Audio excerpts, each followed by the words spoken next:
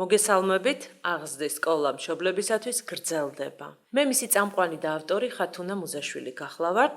შეგახსენებთ, რომ ჩემ ჩაცმულობაზე ზრუნავს Design Dressing Studio, რომელიც სიამოვნებით იზრუნებს თქვენს ჩაცმულობაზეც, თუ თქვენი სურვილი იქნება და აგრეთვე მინდა გითხრათ, რომ ჩვენი პოდკასტების გადაღებას უზრუნველყოფს პროფესიონალთა გუნდი Production.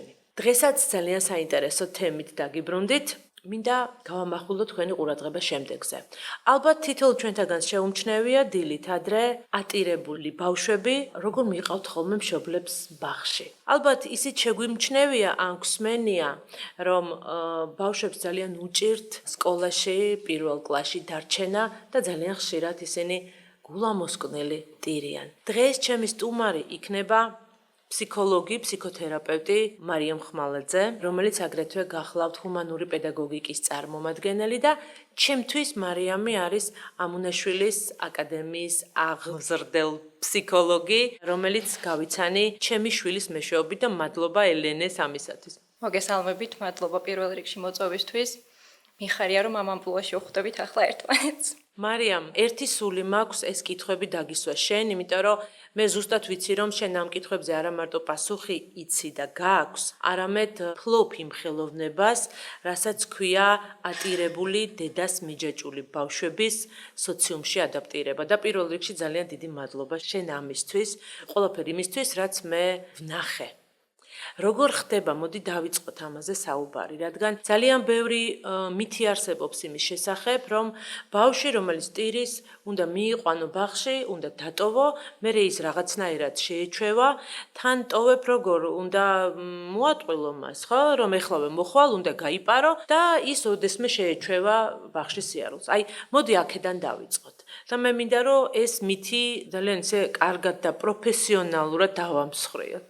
კი ბატონო. მაშინ დავიწყოთ თავიდან, როგორ უნდა მივაჩვიოთ ბავშვი ბაღს, როგორ უნდა გადავდგათ პირველი ნაბიჯები, ხო? მართლა ძალიან მნიშვნელოვანი საკითხი და ძალიან აქტუალური, იმიტომ რომ როგორც კი სექტემბერი დადგება ხოლმე და ბაღები იწყება, მართლა ქუჩაში დღე არ არის რომ ატირებული ბავშვი არ ნახო, ხო? ძალიან სამწუხარო ამბავია ეს. სხვათა შორის ჩვენი ბაღის პირველი დღე რომ გავიხსენო, როცა გავხსენით საერთოდ ეს ამონაშვილების საავტორო ბაღი რომ გაიხსნა, პირველ დღეს არც ერთ ბავშვს არ უტირია. აი ესეც საოცრება მოხდა სხვათა შორის, აი მართლა არ ყოფილა ესეთი შემთხვევა. ახლა ჩვენ რას ვაკეთებდით? მოდი მაგას გაგიზიარებთ პირადი ჩემი გამოცდილებიდან. პირველ რიგში, როცა აი თუნდაც ელენიკოს როცა სანამ შევხვდებოდი უფრო სწორედ, ჩვენ ასეთ რაღაცას ვაკეთებდით ხოლმე. ვუკავშირდებოდით ბავშვს, ეს იქნებოდა სატელეფონო საუბარი, ვიდეო კამერით გასაუბრება თუ რა ვიცი, როგორი სახითაც მოხერხდებოდა და პირველ რიგში ასე ვიცნობდით ბავშვს, რომ ჩვენ მისთვის ნაცნობი ადამიანი ფიგურა ვყოფილიყავით, რომელიც დახვდებოდა ბაღში და მისთვის ეს გარემო ცოტათი მაინც ნაცნობი გახდებოდა.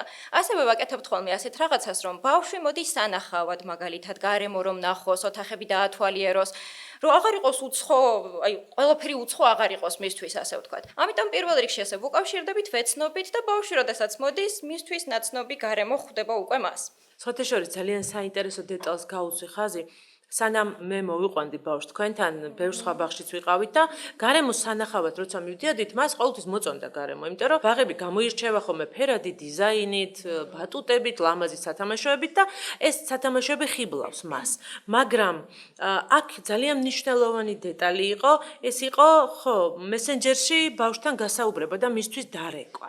მე არ დამავიწყდება ჩემი შვილის თვალები, როდესაც მან როგორც დიდმა უცებ გააცნობიერა რომ მას ვიღაცამ უნდა დაურეკოს. და როდესაც ის მესენჯერით ესაუბრა თვითონ, ანუ ყოველგვარი ჩემი ჩარევის გარეშე ესაუბრა მარიამს, რომელიც არა უფროს უმცროსობით, არამედ ძალიან მეგობრულად გაესაუბრა, რაღაც მახსოვს შენი ფისოებიც აჩვენე, ხო? კამერაში.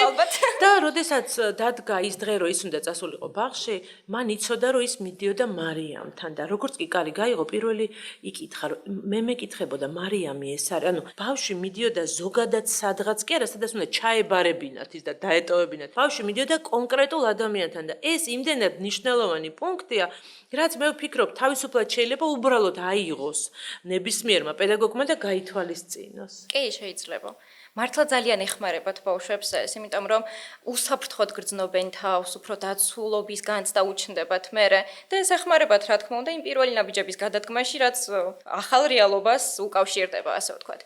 მოდი მივყვეთ ახლა კიდე მე რას ვაკეთებთ ხოლმე, იმიტომ რომ ძალიან ხშირია შემთხვევები, როცა გასაგებია შეიძლება გარემონაცნობია უკვე მისთვის, ის ადამიანი ვისთანაც მიდის ნაცნობია მისთვის, მაგრამ დარჩენა ძალიან უჭირთ ხოლმე მშობლის გარეშე, იქნება ეს დედა თუ მამა თუ არ ვიცი ბებია, ვინც მოიყვანს ბავშვს ხო ნებისმიერ შემთხვევაში. ამიტომ ჩვენ ამის საშუალებას ვაძლევდით ხოლმე ყოველთვის ის ოთახში შემოსულიყო მისთვის სანდო ახლო ადამიანთან ერთად და ძალიან მნიშვნელოვანი ფაქტორი იყო სხვათა შორის ისიც, რომ პროცესი რაც გქონდა, რა აქტივობებიც მიმდინარეობდა, მისთვის ეს ზრდასრული პიროვნება ვინც იყო, ისიც ჩართული იყო. ამიტომ რომ როცა ბავშვი ხედავს, რომ დედა მისიც თამაშობს, იქ ვისთან ერთადაც არის, მისთვის კიდევ უფრო მშვიდი გარემო ხდება ეს ყველაფერი, უფრო მეტად ეხმარება მას, რომ თვითონაც ჩაერთოს, თვითონაც გადადგას ნაბიჯები.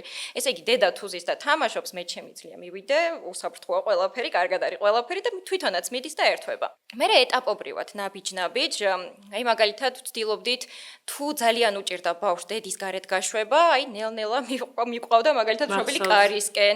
მე შეიძლება და კარში დამჯდარიყო და კარი ღია ყოფილიყო მაგალითად. მე შეიძლება კარის გარეთ დამჯდარიყო მშობელი. მე უფრო შორს და ასე ეტაპობრივად ქვედა სართულზე ჩასვლა. ძალიან მნიშვნელოვანია რომ არ მოვატყუოთ ხოლმე ბავშვები აი ამ მომენტში. იმიტომ რომ ბავშვს თუ უცებ სრულიად სხვა რეალობა ხვდება, აი მაგალითად გამოვიდა ოთახიდან და დედა აღარ დახვდა იქ. მორჩა მოატყუეს ის და აღარავის აღარ ენდობა, რას ქვია დედა გარეთ მელოდება, არა. გამოვედი და აღარ მელოდება რეალურად, ხო? ამიტომ აღარ გენდობით, აღარ გამოყვებით ამ პროცესში. ამიტომაც ნელ-ნელა ვაჩვევდით ხოლმე, აი მაგალითად თუნდაც აი ვამზადებდით ბავშვს, რომ როცა ოთახიდან გამოხვალ, დედა შეიძლება აქ არის და საპირფარეშოში იყოს მაგალითად შესული. და მე გაგვითამაშებია კიდეც ეს სიტუაციები, რომ ნელ-ნელა ამასაც მიეჩვიოს, რომ დედა შედის, მაგრამ გამოდის აუცილებლად. რომ მაგალითად მე დედა ეზოში გადის, გაისეირნებს, მაგრამ ჩვენ როგორც კი დავურეკავთ, მაშინვე გამოჩნდება და მოვა. ოღონდ იმდენად ნელ-ნელა ეტაპობრივად ხდებოდა ეს ყველაფერი, რომ ბავშვისთვის სტრესული არ ყოფილიყო. ეხლა მე მინდა ვუთხრა მშობლებს, რომ იმ ფაქტმა, რომ შენ ტოვებ ბავშვს, ატყვილებ ფაქტობრივად 3-4 წლის ბავშვს, მიდიხარ და ტოვებ ტყუილს. შეუძლებელია ამის, ასე ვთქვათ, უკვალოდ ჩავლა, ამას შეიძლება ძალიან სერიოზული ტრავმა მიაყენოს. მოდი ჯერ წარმოვიდგინოთ ჩვენ ზრდასრული ადამიანი რომ მოგვატყუან ასეთ მსგავს სიტუაციაში რომ აღმოჩნდეთ როგორი საწყენია.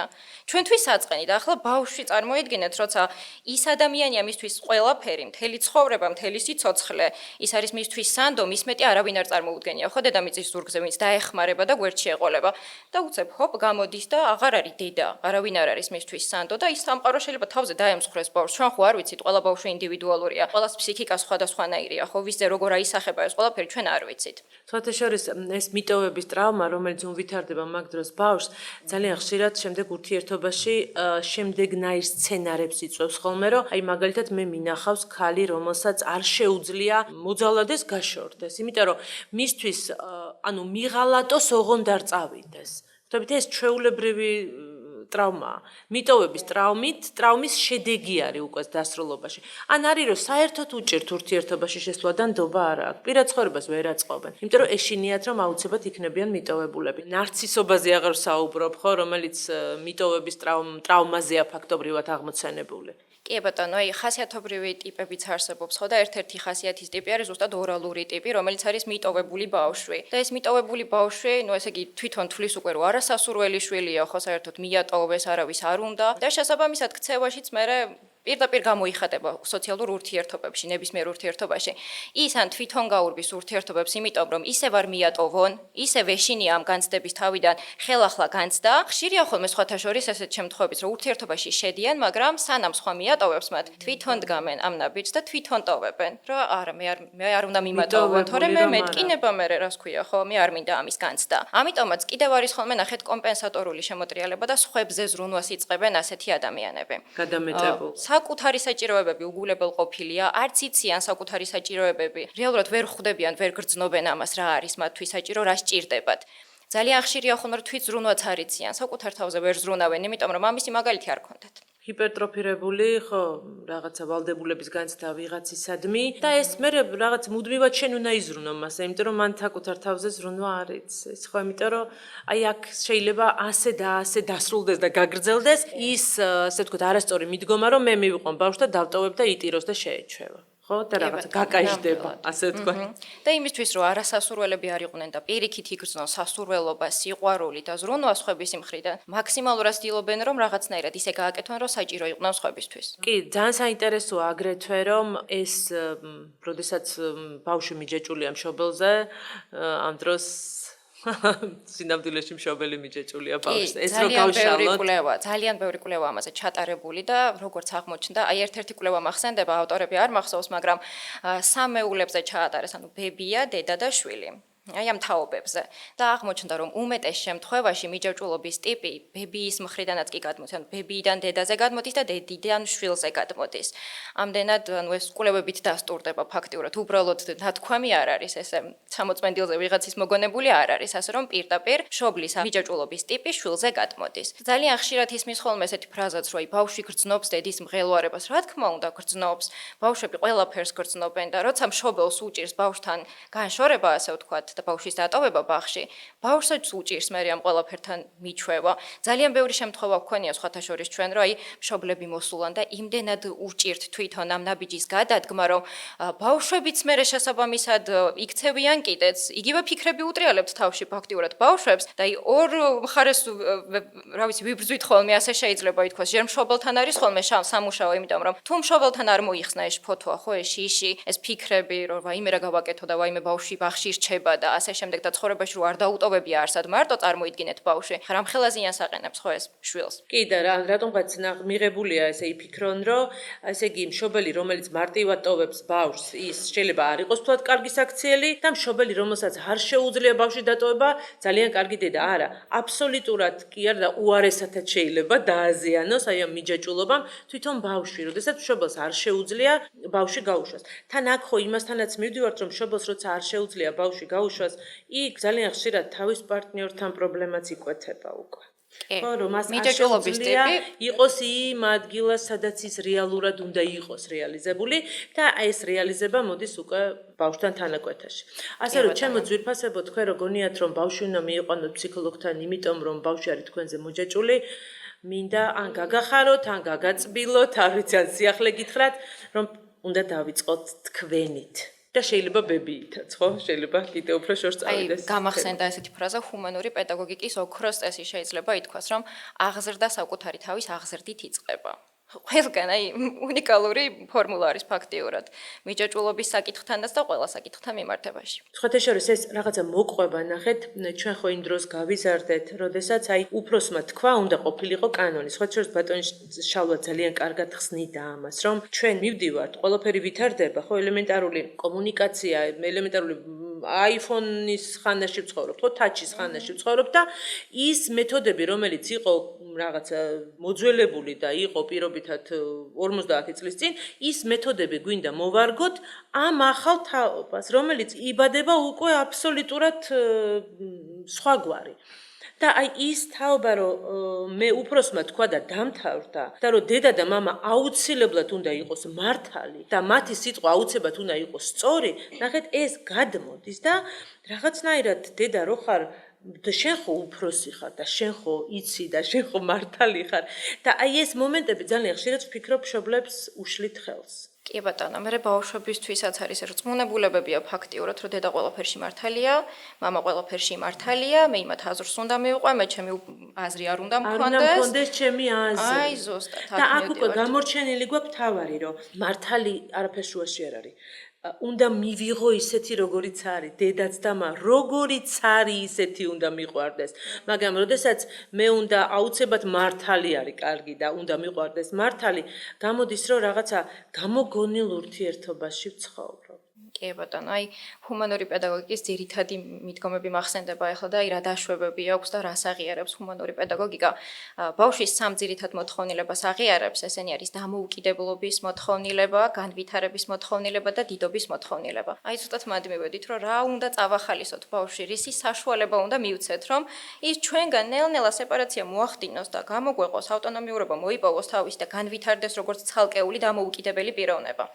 ჯერ ერთი ბავშვებს ეს მოთხოვნილებები ბუნებრივად უჩნდებათ და ყველაზე ესეთი მოსაფრთხილებელი პერიოდი არის ხოლმე 2-3 წლიდან იწყებენ ისინი რომ მე თვითონ მე გავაკეთებ მე ვიზავ მე ვწდი და აი ოქროს პერიოდია უნდა გამოვიყენოთ მაქსიმალურად ის კი არა რომ ჩვენ გავუკეთოთ და არა შენ არ გამოგივა მაქსიმალურად უნდა მივაჩვიოთ რომ ცადოს ჩვენ მის გვერდით ვიყოთ აუცილებლად, ხო ეს ხო არ ნიშნავს მაინც და მაინც დანა დავაჭერინო ხელში და რაღაც მისთვის არა უსაფრთხო რაღაც ქმედების უფლება მივცე, ხო? ამიტომ უნდა გამოვიყენოთ ეს პერიოდი და ის ქმედებები, ის აქტივობები, რაც მისი ასაკის შესაბამისია, რისი უნარებით შესაძლებლობებიც მას აქვს, უნდა გამოვაცდევინოთ თვითონ. ამის ის საშუალება უნდა მივცეთ ბავშვს აუცილებლად. მაშინ როცა სურვილი უჩნდება, რომ თვითონ ჩაიცვას ტანსაცმელი, რატომ უნდა ჩავაცვათ სწრაფად მესმის. ისეთ პერიოდში და უნდა ხოწაფებს. მესმის, მაგრამ ზუსტად ეს აი წარმოიდგინეთ პატარა ბავშვი რო ვიყო, ახლა მე 3 წლის ვიყო და მესმის გვეჩქარება სადღაც, მაგასაც ვერ ვიგებ ოღონდ რატო გვეჩქარება, იმიტომ რომ ბავშვები ვერ იგებენ ამ ყველაფერს და უცბად მოდის დედაჩემი და აი მაცმევს, მეჯიკავება ეს რაღაცა და ნუ არ მინდა, ნუ ჩემით მინდა გავაკეთო და აქ თუ დავემორჩილები სხვა რაღაცაში თუ დავემორჩილები, მე მორჩა მიქრება მე ეს მოთხოვნილება და აი გამიკეთოს მე ყველაფერი. მე უკვირთხონ მე რატო თვითონ აღარ აკეთებს ამის სურვილი აღარ აქვს, აი მე თუ არ ჩავაცვი, თვითონ ხელს არ გააძრევს და არ ჩაიცმევს. იმიტომ რომ ის მაგივრად ვეჭავდით საჭმელს გარკვეული პერიოდის განმავლობაში. მე ბავშვები იჯერებენ, რომ ესე იგი არ შემიძლია მე ჩემით გავაკეთო რაღაც, არ მაქვს ამისი უნარი და ესე იგი ყველაფერში დედა უნდა დამეხმაროს, მამა უნდა დამეხმაროს თუ სხვა ადამიანი ვინც იქნება, ხო? ამიტომაც აღარ აკეთებენ არაფერს და მე შეიძლება თვითონაც გააჟღერონ და იცი რა მე გარ გამომდის. და საერთოდ ჩაიქნიონ ხელი და აღარც გააკეთონ რაღაც. აი ხშირია ხოლმე კითხვები, რომ აი ბავშვს არ უნდა ამის გაკეთება, იმისიც და არ უნდა, ამისიც და არ უნდა, რა გავაკეთოთ? და უკვე აქ ვართ მოსულები რეალურად და პრობლემა მანამდე იმალება. ხო. აი ეგ არის ის პრობლემა თუ არ აღმოიფხრა, ესე უცბად სიტუაციის შეცვლა ძალიან რთულია. სამწუხაროდ ჯერ კიდევ არის სკოლებშიც და ბაღებშიც ეს კარგი გოგო რო უნდა იყო და ეს რო კარგი გოგო რო ასე იქცევა და იქით კარგი ბიჭი რო კიდე რაღაცნაირად იქცევა. ძალიან ერთი ესეთი დეტალი მახსენდება, თუნდაც ჩემი ბავშვობიდან მე დიდხანს არ მივლია ბაღში, მაგრამ მახსოვს ერთი ძალიან მნიშვნელოვანი დეტალი. ჩვენ საბავშვო ბაღში იყო რაღაცა გამჭვირვალე შუშებიანი ოთახი, სადაც სათამაშო ოთახი იყო, სადაც სათამაშოები ეწყო. და ხშირ შემთხვევაში ამ სათამაშოებთან იშვიათად უშვებდნენ ხოლმე ბავშვებს, იმიტომ რომ არ გაეტეხათ. და მახსენდება ესეთი დეტალი, რომ მე ხშირად ეს ჩემი აღზრდელი მიშვებდა, აი შენ კარგი ბავშვი ხარო, მე და კიდე ვიღაც ერთ გოგოს, თქვენო კარგი ბავშვები ხართო და ამიტომ შედით და ითამაშეთო და ეხაც მახსოვს ის მძიმე განცდა, რომ მე მარტო ვიყავი სათამაშოების ოთახში და ვიღაცასთან მინდოდა მეთამაშა. და ვიყავი აბსოლუტურად მარტო. და ამის გამო სხვათაშორის დანარჩენი ბავშვები ბაღში მე მიყურებდნენ ამრეზით, იმიტომ რომ მე ვიყავი პრივილეგირებული, იმიტომ რომ კარგი გოგო ვიყავი. ხა რითი დავიმსახურე ეს კარგი გოგობა, არ ვიცი, ნაკლებად ცელქი ვიყავი ალბათ, ვერ გეტყვით, მაგრამ ეს რაღაცა მძიმე ტვირთად მახსოვს, რომ რადგან კარგი გოგო ვიყავი, ამიტომ ბავშვებთაგანაც ვიყავი გარიყული და მარტო უნდა მეთამაშა. აი ასეთ შემთხვევებში შეიძლება საპირისპიროდაც შემოტრიალდეს და ბავშვმა აი ამ წინააღმდეგობრიობის გამო გააკეთოს და იწყოს ცუდი რაღაცეების გაკეთება მაგალითად, ანუ ესეთი ქცევები განახორციელოს, რაც სხვებისთვის მოსაწონი არ არის და ცუდ ქცევად აღიქმება. მარტო იმიტომ, რომ ზუსტად ეს უსამართლობის განცდა გაუჩნდა, ის სხვებმა ესე შეხედეს, მერე გამოცალკევებული აღმოჩნდა, არასასურველი აღმოჩნდა სამეგობრო წრისთვის და ასე შემდეგ. ასე რომ ერთ-ერთი სახიფათო ეგ მომენტი არის, შეიძლება პირიქით ვუბიძგოთ ბავშვს, რომ საპირისპირო ქცევა განახორციელოს. ზუსტად აი რას ნიშნავს მოდი ზოგადად კარგი გოგო და კარგი ბიჭი ესეც ვთქვათ. მორჩილი ბავშვი, ხო? მორჩილი ბავშვი, რომელიც ყველაფერში გვეთანხმება, თავს გვიქნევს, წინააღმდეგობას არ გვიწევს, ვეუბნებით ესე დაჯექი, ასე დაჯდება, ვეუბნებით ეს ჩაიცვი, ამას ჩაიცმევს, იქ მივდივართ და კი თავს გვიქნევს და ამ დროს შეიძლება სულაც არ უნდადეს, მაგრამ ამასობაში ბავშვი იმასაც სწავლობს, რომ აღარ იცის თვითონ რა უნდა და მე ისმინდა, რაც დედას უნდა ან მამას უნდა. კი. ასე რომ ვერ იღებს გადაწყვეტილებებს დასრულებით. კი, აი, გადაწყვეტილებების მიღების უნარი, პრობლემებთან დამოუკიდებლად გამკლავების უნარი, საკუთარი საჭიროებების გაგების უნარი, ემოციური რეგულაციაც ძალიან უჭირთ ამ ბავშვებს, ასეთ ბავშვებს, იმიტომ რომ მშობელს მისჩერებიან, რა უნდა გაგეს, გაბრაზება არ შეიძლება მისთვის, არაფერი არ შეიძლება მისთვის, გარდა იმისა, რასაც მშობელი სთხოვს და მშობელი აწუდის, ესე ვთქვათ. და ის არის სწორი. ის არის აუცილებლად სწორი, კი. აი, ასე იღებს ბავშვი და მე რას ვიღებთ ზრდასრულობაში ვიღებთ ადამიანს, რომელიც როგორია, ისევ მორჩილი ადამიანია, ხო? არ ვიცი, სამსახურში წავიდა, იქაც ყველას თავს უხრის, ზედმეტ პასუხისმგებლობებს იღებს. არ ვიცი, ყველასთვის მოსაწონი უნდა იყოს, ყველას კი უნდა უთხრას ყველაფერზე, უარი მისგან არ მიიღება. ასე შემდეგ და ასე შემდეგ. ხო, უამრავ სირთულეში კონფლიქტური არ უნდა იყოს, არავითარ შემთხვევაში კონფლიქტში არ უნდა ჩაერთოს და ამ დროს რამხელა ინტრაფსიქიკური კონფლიქტი მიმდინარეობს ამ ადამიანში, წარმოგიდგენიათ? ეს ყველაფერი გამოუხატავი ემოციები, გამოუხატავი გრძნობები, ფიქრები. ანუ არ შეიძლება რომ იყოს ის, ვინც არის. კი, ნამდვილად. და აი აქ მივდივართ უკვე იმ ემოციებთანაც, ხო, ემოციების გამოხატვასთან და ჩვენ ბავშვობაში ყოფილიყავით ხმადაბლა ზოგადად, ხო, ანუ სახლიდან არ უნდა გასულიყო ხმაურის ხმა, ხო, და ზოგადად ან რატო უნდა იყვირო, ხო? ხო, თითქოს ძალიან ჩვეულებრივი რამ არის, ხო, რომ უთხრა ბავშვებს, რომ რა გაყვირებთ ბავშვებო, დაუწიეთ ხმას. მაგრამ აი პირველი რაც მახსოვს ამონაშვილის აკადემიაში, რაც ყველაზე მეტად მომხვდა, ასე ვთქვა, თვალში და ყურში, რომ ბავშვები იყვნენ აბსოლუტურად გულწრფელები თავისი ემოციების გამოხატვაში. მე მინდა ვისაუბროთ იმაზე, თუ რატომ არის მნიშვნელოვანი, რომ ბავშვმა თავისი ემოციის გამოხატვა შეძლოს. კი ბატონო, ემოციური ინტელექტზე შევეხოთ მოკლედ. კი, შევეხოთ და რას მოიცავს ეს ყველაფერი? საკუთარი ემოციების გაგებას, თვითრეგულაციას, ანუ ემოციურ რეგულაციას, რაც პირდაპირ კავშირს იარშია სტრესთან გამკლავებასთან, ხო? ასევე არა მარტო ჩემი ემოციების გაგება, სხვა ადამიანების ემოციების გაგება. მე ამ ემოციების მხრივ რა ინფორმაციაც მივიღე, ამ ინფორმაციის გამოყენება ურთიერთობებში და ასე შემდეგ, ხო? ამას შეიძლება გამოიწვიოს პროსოციალური ქცევაც, რაც ძალიან სასურველია ბავშვის მხრიდან, ხო, რომ სხვას დაეხმაროს, კეთილგანწყობილი იყოს სხვის მიმართ ხარდაჭერა გამოხატოს და ასე შემდეგ. ახლა ჩვენ ბაღში რას ვაკეთებდით ხოლმე? კონკრეტულ кейსებსაც გავიხსენებთ. კი, აუცილებლად. იმდენი რაღაც ვახსენე. სულ მინდა ხოლმე ამაზე საუბარი, არ დავიღლები, მოკლედ ჩვენ ბავშვებზე საუბრით. ბევრი შემთხვევა მახსენდება, აი როცა ბავშვები ბრაზობენ ხოლმე, აი განსაკუთრებით მსგავსი შემთხვევა, მაგრამ სანამ ამას ვიტყვი, მეტი ჩვენ შეთანხმებებს გავუსვავ ჯერ ხას. ბაღში ჩვენ ყოველთვის ერთად ვსხდებოდით და კონკრეტულ შეთანხმებებს ვდებდით ხოლმე. ფოტოც გვექნება გამოგზავნილი მშობლების ჩატში, ეგ რაღაც ბავშვების ხელმოწერებით, რომ ჩვენ ამაზე შევთანხმდით და ყველა თავისი ხელი მოაწერა. ამ შეთანხმებებში გვქონდა ხოლმე ესეთი რაღაც ერთ-ერთი, რომ აი თუ რაღაცა სირთულეს წავაწყდებით, ან ჩვენი შეთანხმება დაირღვევა, გავცალკევდეთ, ცალკე გავიდეთ და ვისაუბროთ ამაზე. აი გაბრაზების შემთხვევაშიც მაგალითად ვიღაც თუ გაბრაზდებოდა და არ ვიცი სხვა ბავშვისთვის შეიძლება დარტყმის მცდელობა იყო და ასეთი. როცა სიტუაცია მოითხოვდა, რომ ეს ცალკე გვესაუბრა ამაზე და არა სხვებისთან დასწრებით, ესე სხვებთან ერთად გარჩევა ბრჭყალებში, ოღონდ რა თქმა უნდა, ცალკე გავდიოდით ხოლმე უსაფრთხო გარემოში ბავშვისთვის, სადაც ის თავს დაცულად იგრძნობდა, მისთვის კომფორტული გარემო იქნებოდა და სადაც თავისუფლად შეძლებდა ამ ყველაფერზე საუბარს.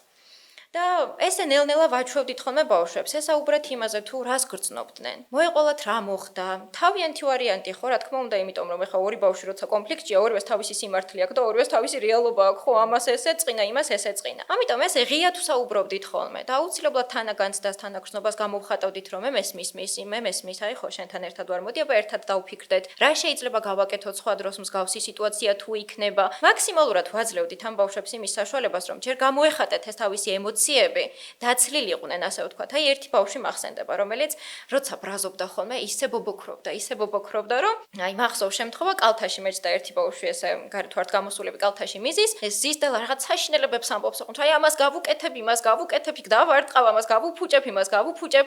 მაქსიმალურად ვაძლევდი ამ ყველაფერზე საუბრის საშუალებას. მე ოღონდ აუცილებლად ვაყოლებდი, რომ მე მესმის, რომ შენ ახლა გაბრაზებულ გულზე ამბობ ამ ყველაფერს და მე ზუსტად ვიცი, რომ შენ გულით არ გინდა ამ ყველაფრის გაკეთება. კიდე თუ რამე სათქმელი ქონდა, დავასრულებინებდი, კარგად, გემრიელად დავცლიდი მოკლედ ამ ბავშვს.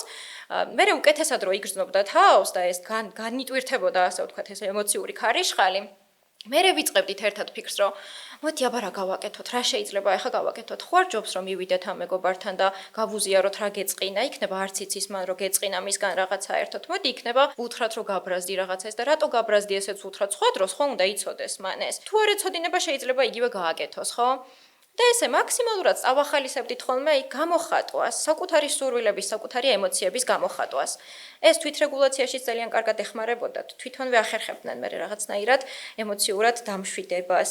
კი, როგორი მნიშვნელოვანია ეს ყველაფერი, იმიტომ რომ ძირითადად აღზრდაში ჩადებული არის ხოლმე, რომ როგორ არ გცხვენია შენ, რეებს იძახი შენს მეგობარზე, ხო? ეხლავე გაჩუმდი და შეგცხვეს და სინამდვილეში აი ეს სირცხვილი, სადაც ხშირ შემთხვევაში ვაგდებთ ხოლმე, ასე ვთქვათ, ჭყალებში კარგი აღზდით, ხო?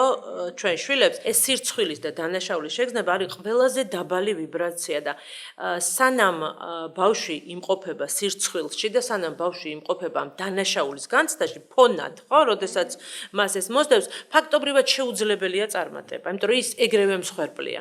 ძალიან საინტერესო რამ არის, როდესაც ჩამოყვანილი ყავდა ფსიქოლოგები, ну, სხვადასხვა ქვეყნებიდან წლებიდან ვიწოთ ხოლმე ფსიქოლოგებს ვორქშოპებისთვის და ერთ-ერთმა აღნიშნა, რომ ანუ თქვენიო მამოძრავებელი რა არისო, მამოძრავებელი რა გაქვთო, მთავარი დრაივერიო და აღმოაჩინა, რომ მე მგონია თქვენი მთავარი დრაივერი სირცხვილიაო. იმიტომ რომ აი ძალიან ხშირად მოვისმინეო, როდესაც აი ჭამე სირცხვილია, რა გატირებს სირცხვილია, ვერ ჩააბარე უნივერსიტეტში სირცხვილია და ანუ გამოდის რომ ფაქტობრივად ქვეყანაში ჩვენთან, ხო, ხა სხვაგან არ ვიცი, მაგრამ იმას ბევრი ქვეყანა ქონდა ნანახი, სირცხვილი გამოდის, რომ არის რაღაცა ძალიან მნიშვნელოვანი დრაივერი.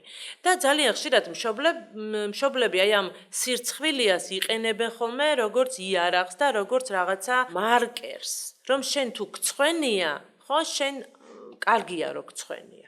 კიდევ ხშირია ხოლმე შემთხვევები, როცა აი მშობლები უმახვილებენ ყურადღებას, რომ შეგრცხვა, მე შერცხვა.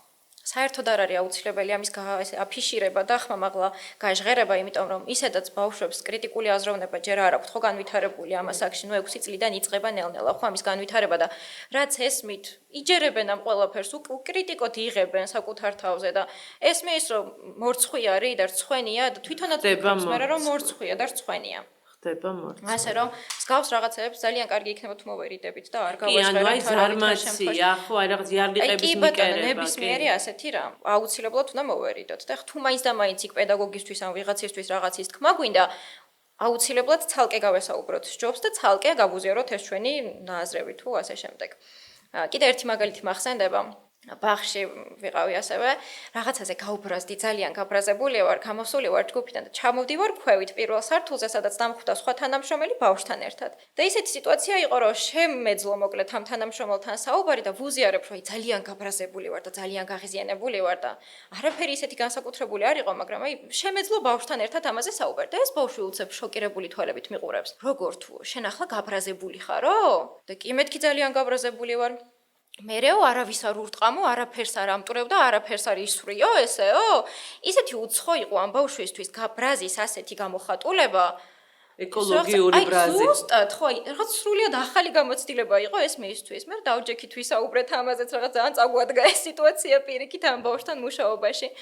ასე რომ, ჩვენი მხრიდან თუ ბავშვები ემოციურ თვითრეგულაციის მაგალითებს დაინახავენ, მათ ძალიან გამოადგებათ ეს.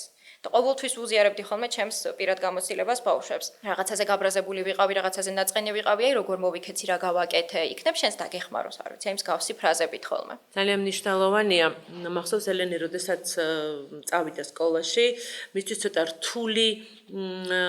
რთული აღსაქმელი იყო, რომ ადამიანები ზოგადად პირობებს შეიძლება არ ასრულებდნენ. ანუ იმ მარტივი მიზეზის გამო, რომ ამ პირობების შესრულების თამაშს უბრალოდ მათ არავინ არ ათამაშებდა და ასწავლიდა, რადგან იმდენად იცოდა, რომ პირობას თუ დადებს ის უნდა გააკეთოს, შეასრულოს, ხო? რომ როგორ პირობა მომცა და არ შემისრულა. მე მინდა ვისაუბროთ, რა რჩევები შეგვიძლია მივცეთ იმ ადამიანებს, რომლებიც მაგალითად თუნდაც სახლში იზრდებიან რაღაცა იდეალურთან მიახლოებულ გარემოში, ხო? ანუ ან ჩვენ ვასწავლით მას პირობების შესრულებას, არ ვაძლევთ შენიშვნას სხვების თანდასწრები და არ ვიწყებთ, აი ნახე როგორ მოიქეცი შენ ამის გარჩევას. როდესაც ბავშვი მე ხვდება სოციუმში, რომ და სოციუმი არ არის ესეთი. ხო? იქ რა რჩევები უნდა გავითვალისწინოთ, რა უნდა გავაკეთოთ იმისთვის, რომ აი ბავშვის გაორება არ მოხდეს. თან ამავდროულად ეს ჩვენი ჯანსაღი ნაზარდი ბავშვი ეს ღირებულებები რომ შერჩეს.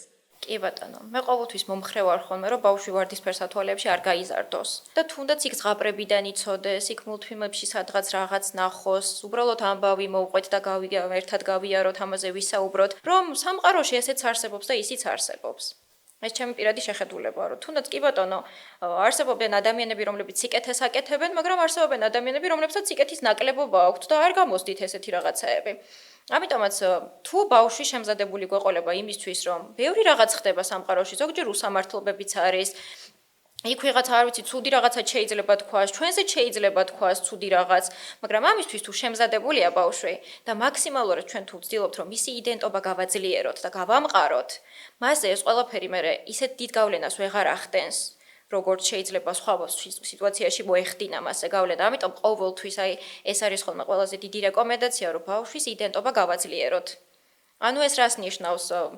მივცეთ დამოუკიდებლობის საშუალება, განვითარების საშუალება, მასთან მეგობრული ურთიერთობა გქონდეს, არჩევანის თავისუფლება მივცეთ, მაქსიმალურად შევუწყოთ ხელი მის თვით გამოხატვას. ანუ ესეთი რაღაცები აძლიერებს მის იდენტობას, ასე ვთქვათ, უყალიბებს იდენტობას, თავისი აზრი უჩნდება ბავშვს, თავისი ღირებულებები უყალიბდება მერე, რაღაც თავისი ხედვა უყალიბდება სამყაროზე, ხო? რომელიც რეალობასთან ახლო უნდა იყოს აუცილებლად. თორემ ის ბავშვი მერე ამ სამყაროში გადის და უდიდეს იმედგაცრუებას ეჯახება. ხო.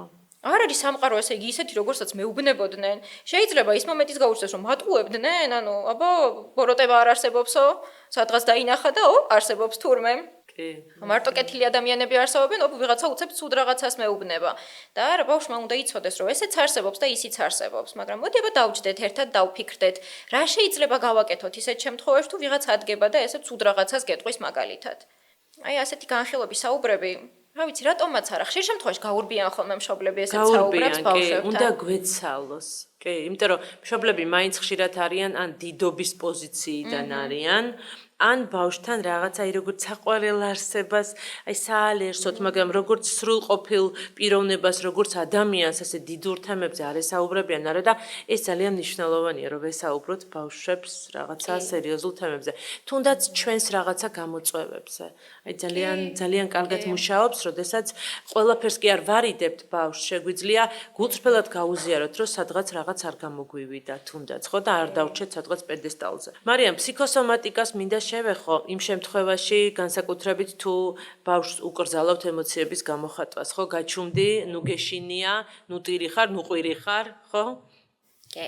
ხა ფსიქოსომატიკა რა არის, მოდი მოკლედ ამაზეც ვთქვათ, ეს არის ისეთი შემთხვევები, ისეთი ჭაღლებში დაავადებები შეიძლება ითქვას, როცა რეალური მიზეზი ფიზიოლოგიური არ არის. ფიზიოლოგიური საწყისები არ აქვს. ყველაფერი კარგად არის, მოკლედ ესე ორგანიზმში, სხეულში, მაგრამ სიმპტომი გამოხატული მაინც არის. ოღონდ არავითარ შემთხვევაში არ უნდა გვეგონოს, რომ ბავშვი ამას იგონებს. არა, ეს სიმპტომები რეალურია, ბავშვისთვის ძალიან შემაწუხებელია. აი, ყველაფერს განიცდის, ყველაფერს გრძნობს, ჩვეულებრივად განიცდის ამ ყველაფერს და იგნორირება არავითარ შემთხვევაში არ შეიძლება. თუმცა აქაც ძალიან მნიშვნელოვანია ოქროშუალედი დავიცვათ, იმიტომ რომ გადამეტებული ყურადღება შეიძლება მიზეზი გახდეს იმისა, რომ კიდე დამატებით სიმპტომი გამოიწვიოს. ხა ხშირი რა არის ხოლმე ბავშვებში ფსიქოსომატორი ჩივილები, აი ძალიან ხშირია ტკივილები. აი მაგალითად ბაღში ხშირია ხოლმე, როდესაც მიჯაჭვულები არიან ბავშვები მშობლებზე და დარჩენა უჭირთ ბაღში. აი ძალიან ხშირად ჩივიან ხოლმე, რომ უცელი მტკივა, თავი მტკივა და მართლაც ტკივათ რეალურად, მაგრამ აბა მშობელი მოვიდეს და სახლში წაიყვანოს, მაშინვე გაუვლის ყველაფერი თამაში დაიწყებს 2 წუთში. სხვათა შორის ესეთი შემთხვევაც გქონდა ერთ ბავშვთან, ტემპერატურა უწევდა ხოლმე და ამ ბავშვს სიცხე ჰქონდა ჩვეულებრივად, როცა დედა ბაღში ტოვებდა. სახლში როცა მიყავდა, კარგად ხდებოდა ეს ბავშვი. ანუ ამასაც ვერ იტყვი მოკლედ, რომ ეს გამოგონილი, არანაირად გამოგონილი არ არის, მართლა ემართება ბავშვს ეს ყველაფერი და ფიზიოლოგიურ დონეზე ახსნაც აქვს ამას თავისი, იმიტომ რომ ნერვული სისტემა მოქმედებს, ხო ყველაფერი ჩართულია, ლიმბური სისტემა, ემოციური სისტემა და იმდენად სტრესულ მდგომარეობაშია ორგანიზმი, კორტიზოლის დონე იწევს და მართლა ცუდად ხდება მერე ეს ბავშვი. ანუ ეს იწევს მილიონ ცვლილებას ჩვენს ორგანიზმში. ასე რომ რეალურია მოკლედ ეს ყველაფერი. აი კიდე ტკივილების იქით ძალიან ხშირია ხოლმე მაგალითად კანის დაავადებები. აი ატოპიური დერმატიტი არის ხოლმე ძალიან ხშირი და ძალიან საინტერესო დაავადებაა ეს ჩემთვის სხვათა შორის ისიც უნდა ითქვას ოღონდ რომ არსებობს შემთხვევები, როცა მართლა ფიზიოლოგიური მიზეზით არის განპირობებული. იქ არ ვიცი, შეიძლება ინფექციის ამბავი იყოს, მართლა რაღაც მიზეზი რამაც გამოიწვია, მაგრამ ხშირ შემთხვევაში არის ხოლმე ფსიქოლოგიური მიზეზით განპირობებული. და ძალიან საინტერესოა ზოგადად აი კანი რა არის, კანს რა ფუნქცია აქვს ჩვენს ცხოვრებაში. კანი ზოგადად შეიძლება იყოს აი კონტაქტის და საზღვრის მეტაფორა. და აი თუ ცხოველებში მაგალითად აი კუარსებობს უსაყვარლესი ცხოველი, რომელსაც ბაკანი აქვს, აი ისეთი მაგარი, რომ აი პირდაპირ საზღვარს აწესებს საკუთარ თავსა და სამყაროს შორის, ხო, მაგრამ ჩვენი კანი მუდმივად მიმოცვლაშია და ყველაფერი მოქმედებს მასზე. ამიტომაც უმნიშვნელოვანესია და როცა კანის სირთულეები იჩენს ხოლმე თავს ბავშვებში, ეს უკვე ნიშნავს იმას, რომ საკუთარ თავსა და სამყაროს შორის საზღვრის დაწესების სირთულეები აქვს მას, საკუთარი თავის გამოხატვის სირთულეები აქვს მას. და მშობელი უნდა დაეხმაროს ამ საზღვრების დაწესებაში, მაგრამ ძალიან ხშირად ეს თემები ეხლა შემოვიდა, ხო? ასე აქტუალურად და ეხლა გვაქვს ჩვენ საშუალება რამოდენიმე წელია, რომ ამ ინფორმაციას გავეცნოთ, ხო? სამწუხაროდ ამდენი ინფორმაცია წლების წინ არ არსებობდა და ხშირად მშობლები იმის შესახებაც არ არიან ინფორმირებული, არის საზღვარი. როგორ უნდა დააწესო. ხო, ანუ თვითონ მშობლებსაც არა აქვს საზღვრები დაწესებული. განსაკუთრებით ისეთ პატარა ქვეყანაში, როგორიც ვართ ჩვენ. იმიტომ რომ, როდესაც რაღაცა პრობლემებთან გვაქვს საქმე, როდესაც ომები გქონდა იქიდან რომ დავიწყოთ უგნებავთ და ეხლა როდესაც რაღაცა რთულ პერიოდს გადის ოჯახი. ხო, ფაქტობრივად ისინი ერთად იკრიბებიან და ირღვევა ყველანაირი საზღვარი რომ ისინი გადარჩნენ. მაგრამ როდესაც პრობლემა მთავრდება, ხო, თუ ჩვენ არ დავიშალეთ და ჩვენ შორის საზღვრები არ დავაწესეთ, ხო ვიცხოვრეთ ესე ძალიან ახლოს ერთმანეთთან ფაზლებივით, კი, შერწყმულად, ეს მერე ძალიან ბევრი პრობლემის მიზეზი შეიძლება იყოს, იმიტომ რომ არა გვაქვს საკუთარი სივრცე და ხშირად სწორედ იმ ბავშვებს, რომელსაც აქვთ კანთან დაკავშირებული პრობლემები, მშობლებს აქვთ საზღვრების პრობლემები, როდესაც მათ არ იციან სად უნდა გაავლონ საზღვარი. ეს განსაკუთრებით რთულია ხოლმე, როდესაც ბევრი ადამიანი ცხოვრობს და თან პატარა სივრცეში.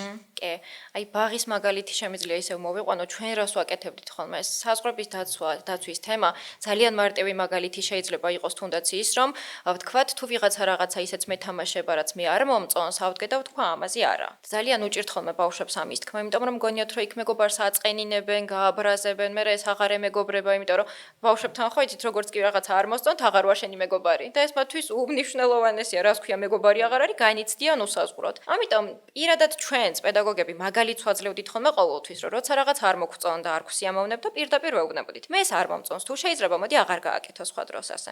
ოღონდ ეს რა თქმა უნდა, ერთი თქმით არ არის ხოლმე საკმარისი, ხო მუდმივი მუშაობა სჭირდება ამას. აი ბავშვებთანაც მახსოვს, აი მთელი წლის განმავლობაში დაგვჭირდა თავიდან, როცა ერთ კონკრეტულ ჯგუფთან ვმუშაობდით, მთელი წელი ვმუშაობდით იმაზე, რომ ბავშვებს ეთქვათ, მე ეს მომწონს, ან მე ეს არ მომწონს და მოდი ეს არ გამიკეთო. მე შენთან თამაში არ მინდა და ესეც არ არის პრობლემა, მოდი იქნებ სხვა იპოვო, ვისაც უნდა თამაში. და ასე შემდეგ. არა და ჩვენს კულტურაში ისევ და ისევ რას ქვია თამაში არ გინდა, უნდა გინდოდეს იმასთან ზუსტად, თამაში. კი. აუცილებლად უნდა გინდოდეს, იმიტომ რომ ის შენი ახლობელია, მეგობარია, ნათესავია, უნდა გინდოდეს. არ შეიძლება მოკეთ რო არ გინდოდეს თამაში და აქ ისევ მივდივართ იმ ნების თავისუფლებასთან და შემდგომ, როდესაც ბავშვი არის უკვე დიდი და არ უნდა სამსახური, ან არ უნდა ეს პარტნიორი, ხო, არ უნდა გარემოება და ვერ ეუბნება არას იმას, რაც არ უნდა, იმიტომ რომ უხერხულია. კი, და ძალიან კარგად ახერხებდნენ მე ბავშვები, აი უკვე ბოლოსკენ, როცა მართლა ამაზე დიდხანს ვიმუშავებთ, კარგად ვიმუშავებთ. აი მახსენდება კონკრეტული შემთხვევები, რომ თვითონაც იმდენად გონივრულად და აი დიდი ადამიანივით ადგებოდნენ და უხსნიდნენ ერთმანეთს მერე, რომ ცი რა მე ახლა შენთან ერთად თამაში არ მინდა და რა პრობლემა არის? მოდი შენ იქნება სხვა იპოვო და იმასთან ერთად ითამაშო. მე არ მეწყინება შენ თუ წახვალ და სხვასთან ითამაშებ. აი პირდაპირ ეუბნებიან მერე ერთმანეთს ამ ყველაფერს, იმიტომ რომ მათთვის ეს ბუნებრივი გარემო იქმნება. და აი ძალიან მნიშვნელოვანია მართლა არას თქმას კიდე რაც შეეხება, იმიტომ რომ ნებისმიერ შემთხვევაში როცა რაღაც საფრთხე იჩენს ჩვენ ცხოვრებაში თავს, ჩვენი რეაქცია რა არის ხოლმე? ან უნდა შევებრძოლოთ, ან უნდა გავიქცეთ, ან უნდა გავიყინოთ. და მოდი ვაღიაროთ, რომ არ ვცხოვრობთ ისეთ რეალობაში, სადაც ყველაფერი იდეალურად არის, მილიონი სიტუაცია შეიძლება შეიქმნას და უცებ დაგვატყდეს თავს, სადაც თავის დაცვა დაგვჭირდეს. მეც მახსენდება პირადი მაგალითი ძალიან ბევრი, ხო, სადაც მე პირადად მაგალითად მქონდა თავიდან ის რეაქცია, რომ ვიყინებოდი და ვერაფერს ვერ ვაკეთებდი. და რატო ხო, როცა შეგვიძლია ბავშვი წავახალისოთ ეს, რომ ასეთ სიტუაციაში თქვას, გაეცალოს, შეებრძოლოს. ეს არის უმნიშვნელოვანესი ის ფუნდამენტური უნარები, რაც ბავშვს აუცილებლად უნდა დავეხმაროთ, რომ შეიძინოს. კი, ეს არის აუცილებელი და ეს დეტალები, რომელზეც ჩვენ ახლა ვსაუბრობთ, ხო, არაფერ კავშირში არ არის აღზრდასთან. კარგი აღზრდა და ზრდილობა ხშირ შემთხვევაში არის ხოლმე არასწორად აღქმული. აღქმულია, რომ თითქოს ადამიანი, რომელიც მორჩილია, რომელიც ყველაფერზე თავს გიქნევს და ყველაფერზე მოყვება, ეს არის კარგად გაზრდილი ბავშვი.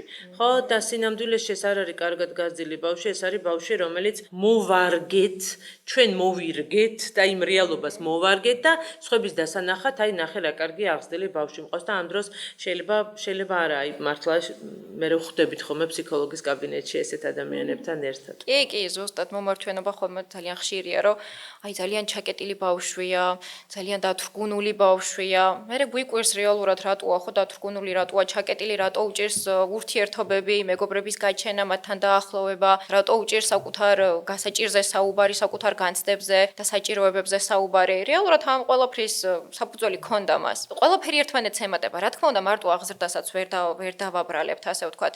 პიროვნული მახასიათებლებიც ერთვება ამ ყველაფერში. ის გენეტიკური რაღაც ნიშან-თვისებები, რაც გადაეცემა, აღზრდა დამატებით, გარემო, რომელშიც ბავშვი ხდება, მარტო ოჯახში ხო არ იზრდება ეს ბავშვი.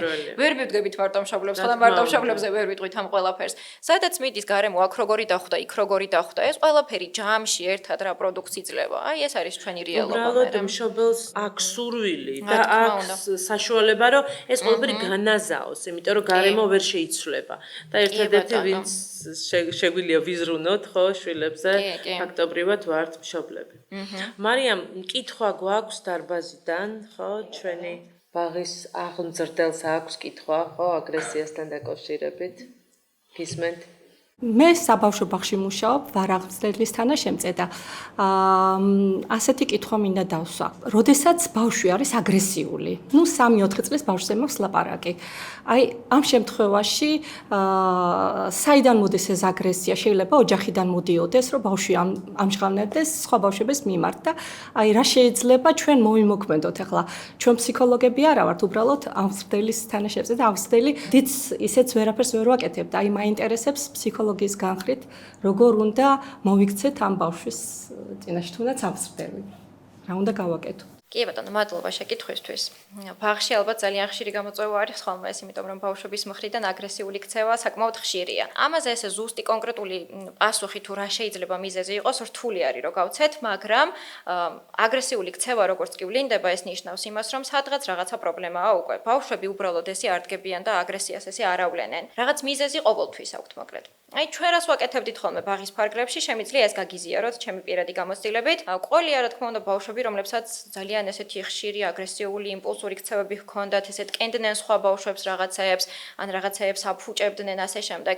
ასეთ შემთხვევებში ჩვენ ისე ვდგებოდით, თალკე გავდიოდით, ვქმნიდით ბავშვისთვის კომფორტულ გარემოს, სადაც ამ ყველაფერზე საუბარ შეძლებდა. და აი ყოველთვის ჩავეკითხებოდი ხოლმე, რომ აი რამეზე ხომ არ ხარ გაბრაზებული, ამ რამე ხომ არ მოხდა ისეთი, ხომ არ გეწყინა რამე. მიზეზი გექნებოდა აუცილებლად, მე ზუსტად ვიცი რომ შენ ესე არ გააფუჭებდი რაღაცას, აი ტყუილად არიზამდი ამ რაღაცას და მოდი იქნებ ამაზე ვისაუბროთ, იქნებ შევძლო და გეხმარო. თავიდან ძალიან უჭირთ ხოლმე ბავშვებს ამ ყველაფერზე წამოსვლა ესე საუბარი, მაგრამ ნელ-ნელა როცა ჩვენ რაღაც პირად მაგალითს გავუზიარებთ, როცა სიტუაცია მოიტანდა ხოლმე, პირად რაღაც ამბავსაც ვუყვებოდი რა, იცი მე ძალიან გაბრაზებული ვიყავი ამაზე და აი ამიტომ მომივიდა ეს, მაგრამ მე ავდექი და იქ მეგობარსაც მოგვუბოდიში ავუხსენი სიტუაცია და მე მოვგვარდით ასე ვთქვათ.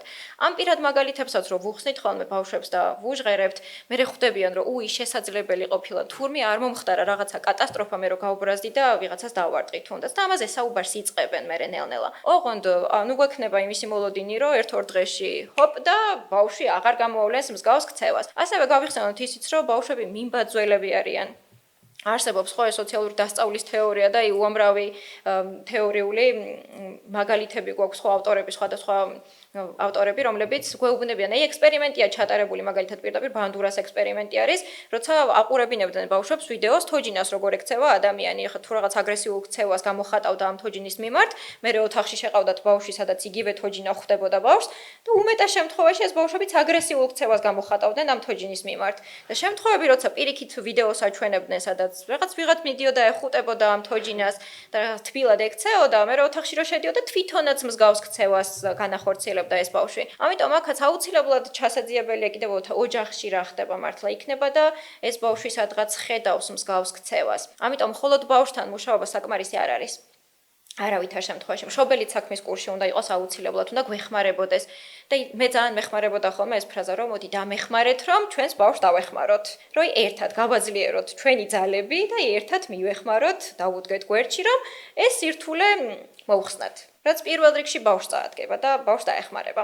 იმიტომ რომ მერწმუნეთ არც ერთ ბავშვს არ უნდა რომ დაადგეს და ურტყას რაღაცებს ხო ვიღაცას ცემოს და რაღაც გააფუჭოს. ერთ რაღაცასაც ვიტყვით, ხშირია ხოლმე სხვათა შორის ბავშვებში, ოღონდ ყურადღება მიიღონ და ისინი მზად არიან თუნდაც ნეგატიური კონტექსტით ყურადღება მიიღონ. ამ შემთხვევაში ისინი მაინც შემხებლობაში არიან და მაინც ყურადღების ცენტრში არიან. ასე რომ ესეც გასათვალისწინებელია. სხვათა შორის ერთ-ერთი ექსპერიმენტი მახსენდება, რომელიც ჩატარდა იმ მშობლებთან, რომლებიც ხელით ეხებოდნენ ბავშვს, ასე ვთქვათ, ძალადობდნენ. წამორტყმას რომ ეძახიან ხოლმე ძალადობა არ ქვია ისე, წამოარტყა რო ქვია ლამაზად. და საუბარი იყო იმაზე, რომ მშობლები აცხადებდნენ, რომ სანამ არ დავარტყავ, ვერ ვაგი, სანამ ხელს არ მოვკიდებ, ვერ ვაგებინებ. ნუ მშობლის არგუმენტი იყო ასეთი. და მათ შესთავაზეს ყოველთვის, როცა მოუნდებოდათ დარტყმა, ჩახუტებოდნენ ნაცვლად დარტყმისა. და აბსოლუტურად იმუშავა ამ ექსპერიმენტმა, იმიტომ რომ ბავშვს იმდენად უნდოდა შეხება, ანუ ყურადღების ცენტრში ემოციური მხარდაჭერა უნდოდა, ემოცია უნდოდა მშობლისგან, რომ მზად იყო თუნდაც დაერტყათ მისთვის, ოღონდ ყოფილიყო ცენტრი და ოღონდ ყურადღება მიეღო. ამიტომ ყველა იმ შემთხვევაში, როდესაც ბავშვი არის აგრესიული, ძალიან ხშირად სჭრის უბრალოდ ჩახუტება და მოფერება და ყველა იმ შემთხვევაში, როდესაც მშობელს უნდება, რომ ხელი აწიოს და გაშალოს ეს ხელები და ჩაეხუტოს და შედეგი იქნება გაცილებით უფრო კარგი. კი, მე მახსენდება კიდევ ერთი შემთხვევა ჩვენ ბაღში. ერთ ბავშვთან მქონდა ესეთი შემთხვევა, როცა ხშირი იყო მისი მხრიდან დარტყმებით, ზოგჯერ კბენებით და სხვათა შორის ბავშვები იმდენად გვეხმარებიან ხოლმე ამ პროცესშიც, თვითონ ბავშვებიც ახერხებენ ამას. მახსოვს ერთად ვიყავით გასულები, ეს კონკრეტულად ერთი ბავშვი და მეორე უხსნიდა, რომ იცი რა, მე არ მომწონს შენ რომ კბენ და მე სიამოვნება თუ მოხვალ და მაკოცებ, შეიძლება შენ კოცნა გიდოდა და შეგეშალა და მივიდა აკოცა, ჩაეხუტა, ნახე 200 სიამოვნო აუხსნა. იქნება სხვა დროს შენც ესე გააკეთაო და თქვენ არ იცით რა საოცარი ეფექტი და შედეგი მოყვა ამ ყველაფერს, ანუ ეს ბავშვი რადიკალურად შეიცვალა მართლა. კი, მე მართლა სასწაულები მინახავს თქვენთან და აი მადლობელი ვარ, რომ მქონდა საშუალება ჩემ შვილს ევლო ზუსტად ასეთ ბაღში, სადაც აი რაღაც ტრაფარეთში და ჩარჩოში არ ჩასვავდნენ. მახსენდება პირველი დღე, როცა ამონაშვილის აკადემიაში მივედით და დაგვხვდა მარიამი, რომელმაც ჩემ შვილს უთხრა, სადაც გინდა იქ შემოდი და სადაც გინდა იქ დაჯექიო. და ნუ იმან ყველა ბავშვები იწყდნენ პუფებზე, წრეში და იმან აიღო სკამი, გამოწია პუფები, შევიდა შუაში და შუაში დიდ სკამზე დაჯდა.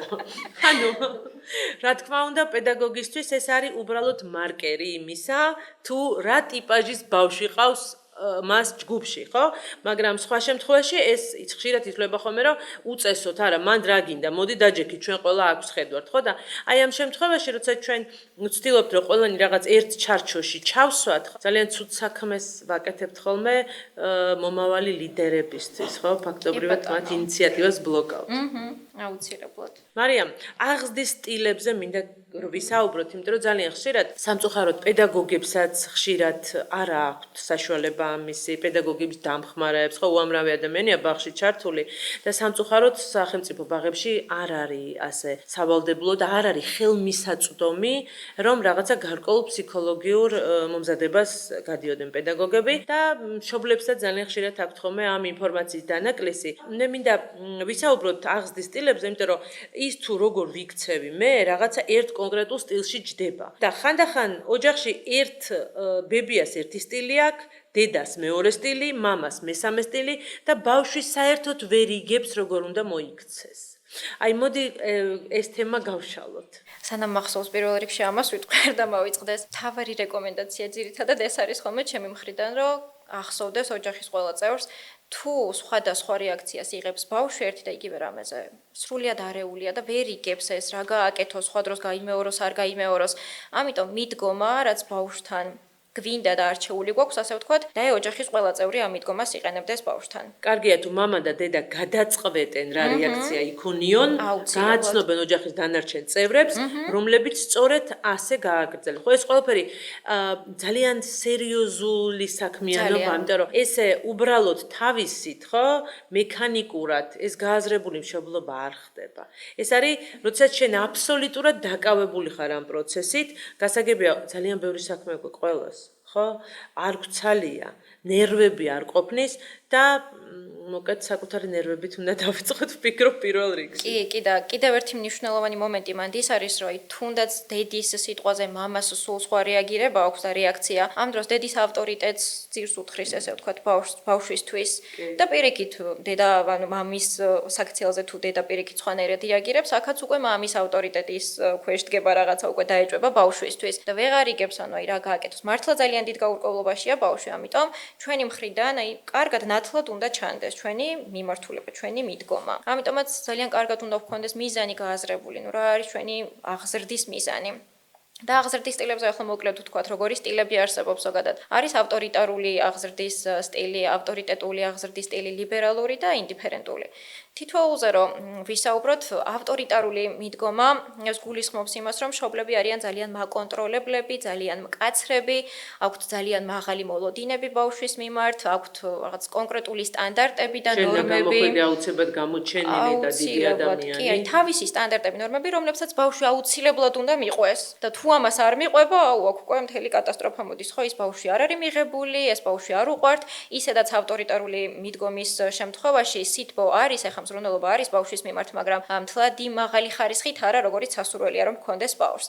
და შესაბამისად მე შედეგებსაც ვიღებთ ხოლმე იმას, რომ კი ბატონო, დისციპლინირებული ბავშვი არის, დამოუკიდებელი შეიძლება არის, ძალიან ბევრი კარგი უნარი აქვს განვითარებული, მაგრამ ემოციური რეგულაცია უჭირს, იმიტომ რომ დაშვებული არ იყო ის ემოციები ოჯახში, რაც მას რეალურად ჰქონდა, ხო? არ იყო ამაზე ღია საუბარი დაშვებული. უჭირთ ხოლმე ეს მოკლედ ემოციური რეგულაცია. ქცევის სირთულებით შეიძლება მაინც სადღაც იყოს, იმიტომ რომ პროტესტი გაჩნდეს ამ დისციპლინის მიმართ, როგორ იყო ყველაფერი ეს. აუცილებლად. კი, ასევე თვითშეფასების პრობლემები შეიძლება გამოიკვეთოს ეს ბავშვებთან, იმიტომ რომ მუდმივად ყოველთვის ყველაფერს ისე თუ არ ვაკეთებ, როგორც მშობელი ითხოვს ჩემგან, აუ ესე იგი ნუ არ შემიძლია რაღაც და არ ვარგივარ სიტყვაზე. ავტორიტეტული აღზრდის მიდგომა უკვე ეს არის ძალიან მეგობრული, მხარდამჭერი აღზრდის სტილი, როცა ბავშვს საშუალება ეძლევა ავტონომიურობაც აღიზარდოს, დამოუკიდებლობაც აღიზარდოს, ოღონდ ისე არა რომ განცალკევებით და ყველაფერი თავისი პასუხისმგებლობა იყოს, არა, მშობელთან ერთად, მშობლის მხარდაჭერით. და რეალურად ყველაზე ეს კვლევების მიხედვით ყველაზე კარგი შედეგები აი ავტორიტეტული აღზრდის სტილის მიხედვით არის ხოლმე ბავშვებში თვითშეფასებაც საკმაოდ მაღალია, თვითრეგულაციის უნარებიც კარგად აქვთ განვითარებული ამ ბავშვებს, იმიტომ რომ მიიღებულია სიახლოვე ემოციური რეგულაციის მაგალითები ბავშვებს თვითონ აქვთ ამისი. ქცევის სირთულებიც ნაკლებად ულინდება ხოლმე ასეთ შემთხვევებში. უმარტივდებათ სოციალური ურთიერთობების დამყარება. რეალურად უფრო ადაპტურები და ფუნქციურები არიან ეს ბავშვები, ანუ ჯანსაღ ფუნქციონებას ახერხებენ. ლიბერალური აღზრდის მეთოდი ეს არის ნახეთ უფრო ცოტა მიშვებული, ესე ვთქვათ. ძალიან კარგი მეგობარია მშობელი, მაგრამ არ აქვს მოთხოვნები მის მიმართ, არ აქვს რაღაც სტანდარტები, რომელსაც აუცილებლად უნდა აკმაყოფილებდეს ეს ბავშვი და ხშირია ხოლმე ასეთ შემთხვევებში გაჯეტებზე დამოკიდებულება, იმიტომ რომ არ კონტროლდება. ძალიან ხშირია ხოლმე მაგალითად კვებითი, მავნეკვებითი ჩვევების ჩამოყალიბება, ძალიან ხშირია ხოლმე ძილის რეგულაციის დარღვევები ასეთ შემთხვევებში. თუმცა მაღალია დამოუკიდებლობის ხარისხი. ოღონდ ეს არ ნიშნავს იმას, რომ მასში ეს აღზარდეს გვერდში დგომის და მხარდაჭერით, არა, მას მოუწია, რომ დამოუკიდებელი გამხდარიყო. აი ეს ის შემთხვევაა. და აი ბოლო ინდიფერენტული აღზრდის სტილი ეს ნიშნავს, როცა მშობელი ფაქტიურად აღზრდაში ძალიან ნაკლებად არის ჩართული და ბავშვს არათუ სითბო და მზრუნველობა და სიყვარული, ანუ აი არანაირი სიახლოვე მშობელთან არ აქვს. ბავშვს ძალიან ხშირია ხოლმე ქცევის სირთულეები ასეთ ბავშვებთან, ისევ და ისევ ემოციური რეგულაციის სირთულეები, აგრესიული ქცევა არის ხოლმე ძალიან ხშირი. ძალიან ბევრი სირთულე შეიძლება ხდეს ამ ყველაფერთან. თვითშეფასების პრობლემები, ასე რომ ვერ ვიტყვით ოღონდ მაინც და მაინც იმას, რომ ეს აღზრდის სტილი კარგია და ეს აღზრდის სტილი ცუდია. ხო, არ ვიცი, არიან მშობლები, რომლებსაც მიაჩნიათ, რომ აი ჩემი შვილი თუ არ აღზარდეს, ეს ცხოვრება მკაცრია და აი აუცილებლად ესეთი უნდა იყოს, თორე ვერ გადარჩება ამ სამყაროში. და ასეთ ადამიანს შეიძლება ასეთი სტილი ურჩევნია მაგალითად, ხო? ისევ და ისევ, ამიტომ თვითონ აღზრდის მიზნიდან უნდა გამოვიდეს მშობელი, მაგრამ დარწმუნებული ვარ, ყველა მშობელს უნდა რომ ბედნიერი შვილი ყავდეს, ჯანმრთელი შვილი ყავდეს პირველ რიგში.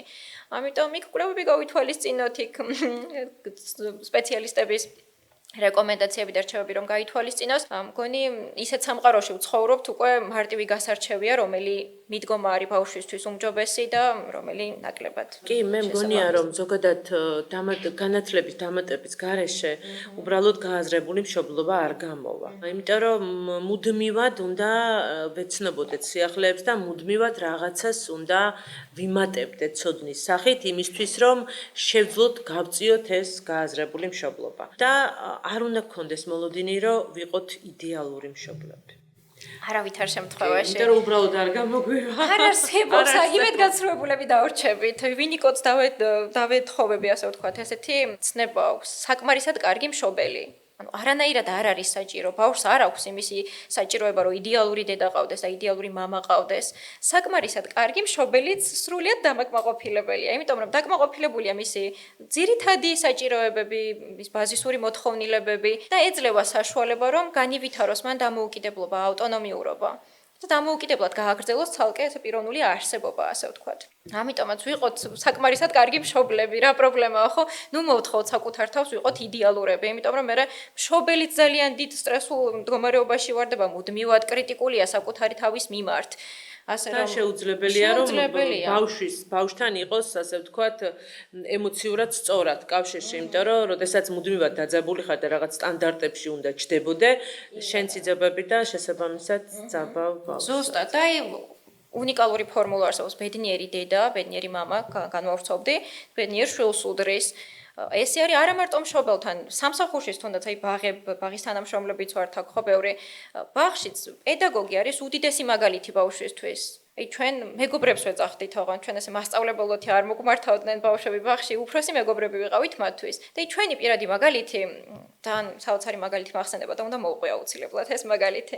აი ჯგუფში ყავდა ერთი ბავშვი, რომელსაც უჭირდა მეტყველება. და ვერ ახერხებდა მთლად ისე კარგად თავის საჭიროების გამოხატვას ბავშვებთან, როგორც მას ჭირდებოდა და ერთხელ შეიქმნა ესეთი სიტუაცია, სპორტზე ორი ჯგუფი იყო გაერთიანებული და ამ ბავშვს მეორე ჯგუფის ბავშვის სათამაშო მოეწონა. და მივიდა და ართმევს ამ სათამაშოს. და ახლა ჩვენ მთელი წლის განმავლობაში როცა ვმუშაობდით ამაზე, რომ სხვა მეგობრების მხრიდან უფრო მეტი მხარდაჭერა, იქ დახმარება ყოფილიყო ამ ბავშვის მიმართ და ჩვენი მხრიდან მუდმივად ესმოდათ ეს ფრაზები, რომ მოდი დავეხმაროთ, მოდი ეს ვქნათ, ესე გავაკეთოთ, ისე გავაკეთოთ. ჩვენი ბავშვები ამოუდგნენ ზურგს უკან ამ ბავშვს, რომელსაც ჭირდებოდა ამ სიტუაციაში დახმარება და როგორ დაიცვეს, იცით? მივიდნენ და აი ამ მეორე ბავშვს აუხსნეს, რომ იცი რა, არ წაგართმევს, აინტერესებს რა სათამაშოა, ნახავს და დაგიბრუნებს, არ გაგიფუჭებსო. მე სამწუხაროდ იმ მომენტში ჯგუფში არ ვიყავი, მე მომიყვა თანამშრომელმა, მაგრამ აი უსაზღურო დამაყი ვიყავი. აი რამხელა რაღაცას ნიშნავს, წარმოიდგინეთ, ზრდასრული მეგობრის მაგალითი, რომ როცა მუდმივად ეს ესმის ამას ხედავს, აი დადგა მომენტი და თვითონ მიბრუნდა და იგივე ფრაზებით, იგივენაირად დაეხმარა მეგობარს. და არ ვიცი, ნუ აი ვაკეთ ვადიდეთ, რომ ეს რა საოცარი საქციელი გაუკეთებიათ, როგორ დაეხმარნენ მეგობარს, რა საოცარი მეგობრები არიან, როგორი აი ესეთი გმირული საქციელი და არ ვიცი, მოკლედ შევამკეთ ეს ბავშვები საოცრად. მე მინდა ვთქვა ისიც, რომ ამუნაშვილის ბაღიდან ჯგუფი, ხო, რომლის პედაგოგი შენ იყავი, სადაც ჩემი შვილიც იყო, ფაქტობრივად ეს არიან ბავშვები, რომლებიც მე ვფიქრობ, რომ ბაღიდან მეგობრები იქნებიან, იმიტომ რომ დღემდე ბაღის ბავშვები ესე მეგობრობდნენ, ესე უყვარდათ ერთმანეთი. მე მსგავსი არ მსმენია და ფაქტობრივად მშობლებიც დაგვაახლოვეს და რაც თავარია ძალიან უყვარხარ შენ, მარიამ. და ეს გახდა мотиваცია იმისა, რომ ჩვენთან გაგვეხსნა ასეთი მიმართულება ფსიქოლოგოს კიცი, სადაც შეგვიძლია ბავშვებს ემოციური ინტელექტი განუვითაროთ, პიროვნული ზრდის მიმართულებით ვიმუშაოთ, გვაქვს უამრავი ნეიროსავარჯიშოები, უამრავი თამაშები, რომლებიც დაგვეხმარება არა მხოლოდ ბავშვებს, დაგვეხმარება მშობლებსაც, ამიტომ თუ თქვენ გაქვთ პრეტენზია, რომ თქვენი შვილის ემოციური ინტელექტი იყოს, ასე ვთქვათ, მოწოდების დონეზე, რომ პიროვნულად გაიზარდოს თქვენი შვილი, შეგიძლიათ მოგმართოთ და პირადად მარიამი იქნება ამ ჯგუფის ხელმძღვანელი და ეს ჩემთვის ძალიან სასიხარულო ფაქტია, რადგან ბავშვებს ძალიან უხარიათ, როდესაც იგებენ, რომ უნდა წამოვიდნენ შენ სანახავად. მე ძალიან მახარებს ეს და უსაზღვროდ ბედნიერი ვარ, ასე კარგად რო ახერხებენ ურთიერთობის შენარჩუნებას და იმ მეგობრობას აგრძელებენ, იმიტომ რომ ჩაჩი ერთი მოწერილი მესიჯით კი თვალები მიცივციმებს ხოლმე რომ სადღაც გადიან და ხვდებიან ერთმანეთს. მართლა ძალიან დიდს ნიშნავს ეს ჩემთვის აი. მე იცი კიდე მგონია რომ როდესაც ნებისმიერი ჩვენთაგანი სამსახურში როდესაც მუშაობს, ყოველთვის ასე არ ხდება რომ სამსახური არის ჩვენი მისიის ადგილი ის, რის კეთებასაც ჩვენ ვოცნებობდით. სამწუხაროდ ასე ხდება. იმიტომ რომ სანამ ჩვენ ვიპოვით იმ საკეთებელს, რომელიც გვავსებს და გვაბედნიერებს, ელემენტარული საჭიროებების დასაკმაყოფილებლად შეიძლება ბევრი რამეს კეთება მოგვიწიოს და არც პედაგოგიკა არ არის გამონაკლისი. ხშირად ამ სფეროში არიან ადამიანები, რომლებიც მუშაობენ, იმიტომ რომ უბრალოდ სამსახურში უნდა იმუშაონ და ამის კეთება რაღაცნაირად იციან. და მე ვფიქრობ, კიდევ ერთი ძალიან მნიშვნელოვანი გასაღები ეს არის, უნდა გიყვარდეს ეს საქმე. აუცილებლად. იმიტომ რომ მაშინაც კი, როდესაც ვთქვათ, ასე გამართული პედაგოგიური სისტემა, როგორც ასეთი ქვეყანაში არ არსებობს, ხო? ფაქტობრივად ქვეყანაში ჩვენ ვდგევართ ცალკეულ ოაზისებზე, რასაც ქვია პედაგოგები. ანუ უფრო სკოლები კი არ არის ბრენდები, უფრო მეტად არიან ბრენდები ცალკე პედაგოგები, იმიტომ რომ მშობლებში ძალიან ხშირად ვრცელდება ხოლმე, ხმა რომ იქ ესეთი პედაგოგია, იქ ესეთი პედაგოგია და ძალიან ხშირად კონკრეტულ სკოლაში მოხვედრა უფრო ხშირად უნდათ ხოლმე კონკრეტული პედაგოგის გამო. ხო?